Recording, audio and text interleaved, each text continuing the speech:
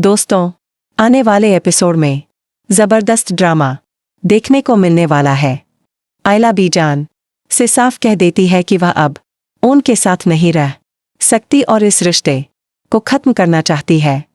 यह सुनते ही बीजान पूरी तरह हैरान रह जाती है। वह आयला को याद दिलाती है कि जब पूरी दुनिया ने उसका साथ छोड़ दिया था तब सिर्फ ओन ही उसके साथ खड़ा था।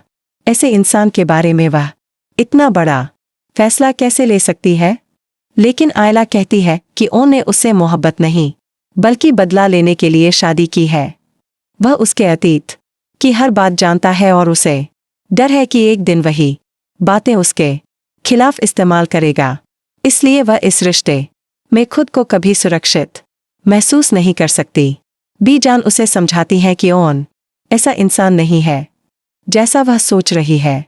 अगर वह अपने रिश्ते को मौका दे और ओन का भरोसा जीत ले तभी उसके लिए अपने मायके के दरवाजे भी खुल सकते हैं। उधर जोया ओन से मिलकर कहती है कि आयला अभी अपने अतीत के डर से बाहर नहीं निकल पाई है। वह इसी वजह से उससे दूरी बना रही है।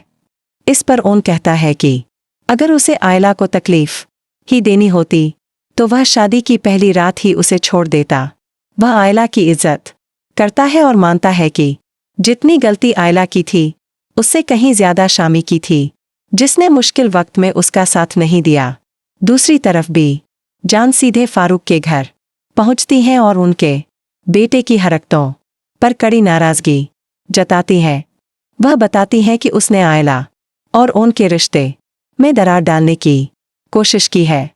बीजान यह भी खुलासा करती है कि यह सब रिमला के इशारों पर हो रहा है, क्योंकि रिमला आज भी ओन से मोहब्बत करती है और चाहती है कि आयला और ओन का तलाक हो जाए ताकि वह खुद ओन से शादी कर सके।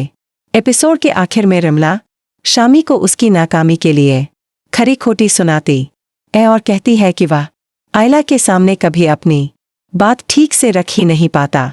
अब देखना दिलचस्प होगा कि क्या आरिफा अपने बेटे की सच्चाई जानने के बाद उसका साथ देगी या फिर उसके खिलाफ खड़ी होगी।